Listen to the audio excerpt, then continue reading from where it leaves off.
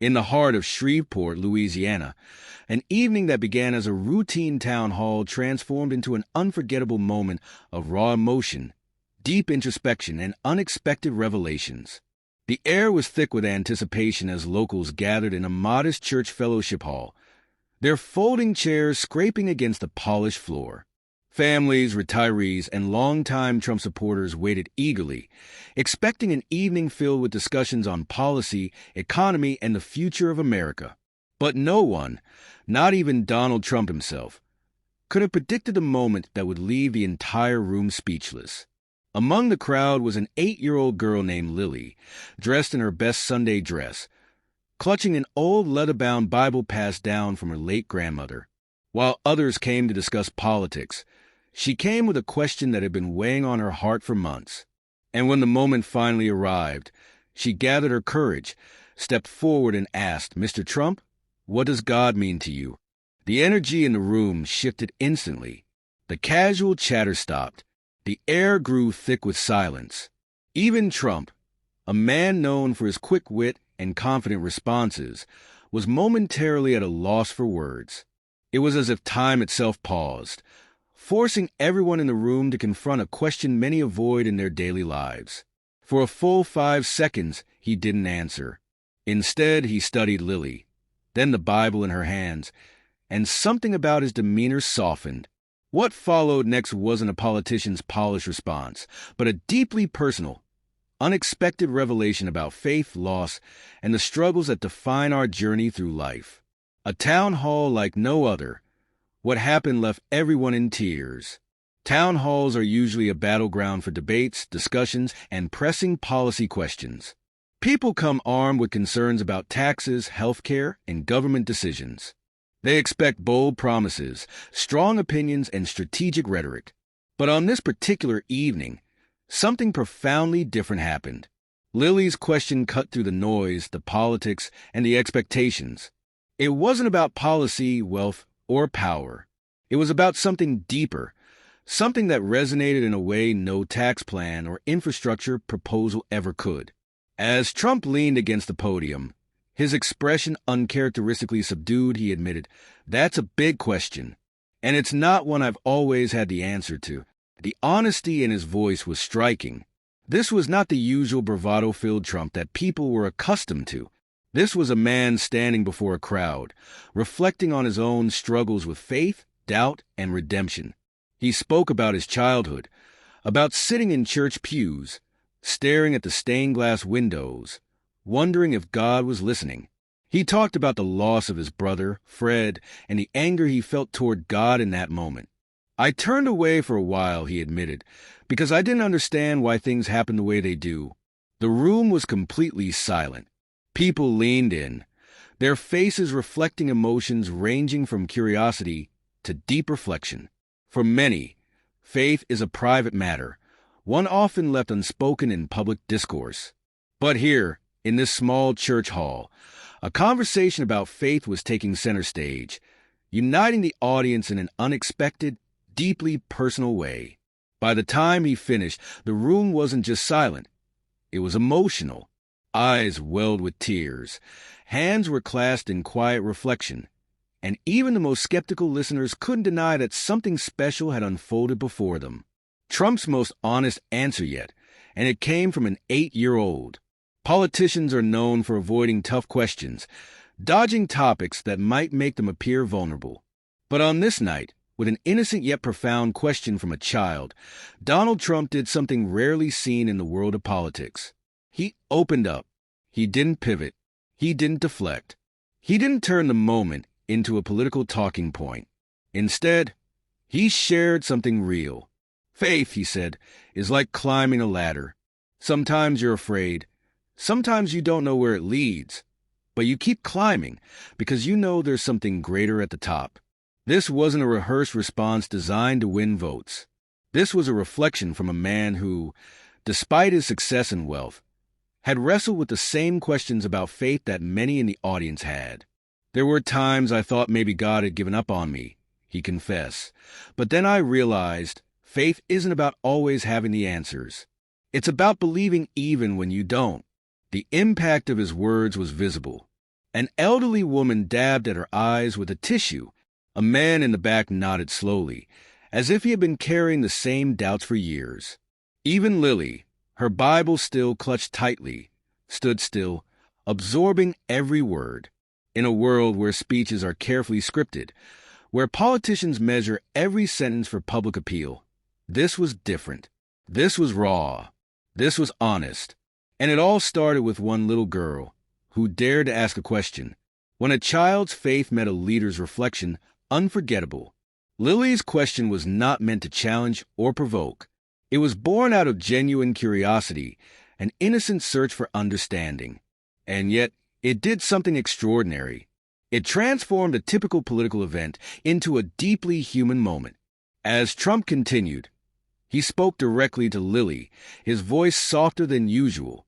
"Your grandmother must have been a wise woman," he said, "because she passed down something to you that many people spend a lifetime searching for." Lily nodded, her voice small but clear. "She told me that God is always listening, even when we don't hear him." A murmur rippled through the audience. It was a sentiment that resonated with so many.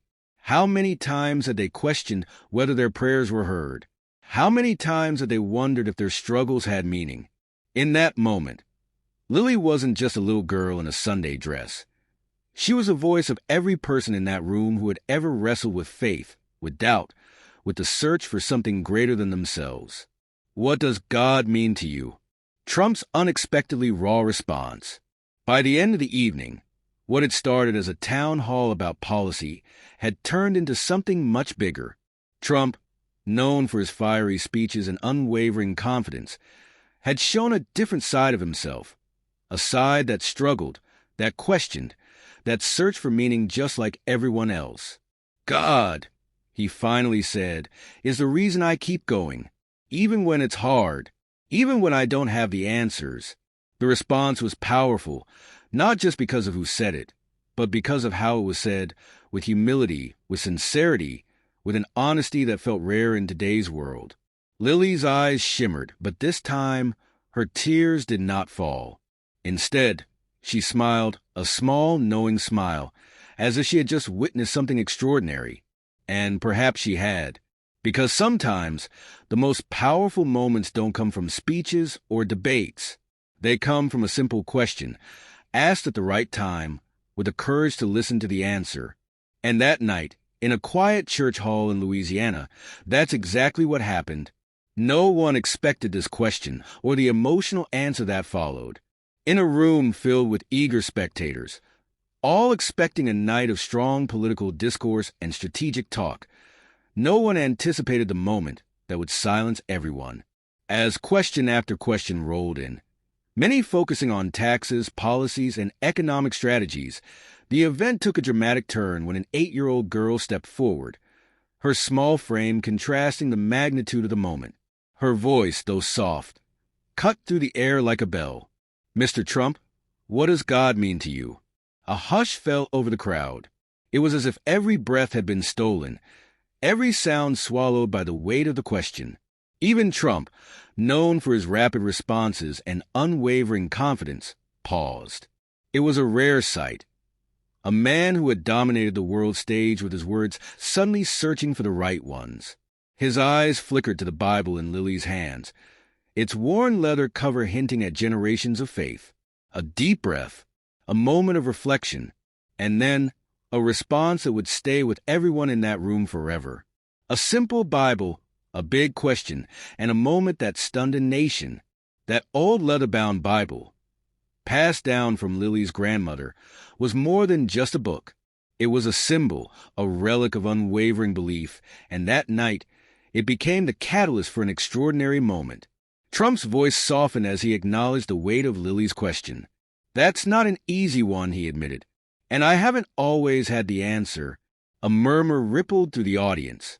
He wasn't dodging it. He wasn't pivoting to politics. Instead, he was revealing something raw, something personal. He spoke of his childhood, the church pews he used to sit in, staring at stained glass windows, wondering if prayers really reached beyond the ceiling. He talked about loss, about his brother Fred, the struggle of watching someone you love fight battles you cannot win. And he spoke about doubt, about the moments he felt abandoned by faith, questioning if God had turned his back on him. Lily held on to her Bible a little tighter, and around the room, people shifted in their seats, drawn into the vulnerability of a man known for his strength. This wasn't your typical town hall. Something special happened that night. Town halls are designed for policy discussions, for shaking hands and securing votes. But this night was different. This night, something intangible filled the air, something unplanned, unscripted, and deeply moving. As Trump continued, the weight of his words became evident. Faith isn't about never questioning, he said. It's about still believing, even when you don't have all the answers. Heads nodded, hands clutched together. The room wasn't just listening anymore, they were feeling. For a man so often described as larger than life, this moment was deeply human. His usual bravado had softened, revealing a man who, like everyone else, had wrestled with faith and doubt, who had stood at the edge of uncertainty and found his way back. Lily, still watching intently, had unknowingly done something remarkable. She had transformed the entire energy of the evening. Tears, truth, and a little girl's faith, a story you won't forget. By now, there wasn't a dry eye in the room. The powerful silence, the collective breath holding, and the vulnerability on display had created something rare, genuine human connection. Lily's question had done what no political agenda ever could. It stripped away titles, removed barriers, and left only people. People searching for meaning, for reassurance, for faith. As Trump continued, he addressed Lily directly, his tone softer than before. "Your grandmother must have been an incredible woman," he said, "because she gave you something priceless, the courage to ask questions that matter." Lily nodded, her wide eyes glistening under the fluorescent lights. "She told me that God is always listening, even when we can't hear him." A collective exhale, a moment shared, and then something truly extraordinary happened, a ripple effect. A woman in the back of the hall, her silver hair pulled back into a bun, raised her hand. "I lost my husband last year," she said, her voice trembling. "I've been angry at God ever since. Do you think it's too late to find my faith again?" Trump's response was immediate. "It's never too late," he said. "Faith doesn't disappear. It waits for you." And with that, the floodgates opened, one by one. People began sharing their struggles, their doubts, their moments of questioning.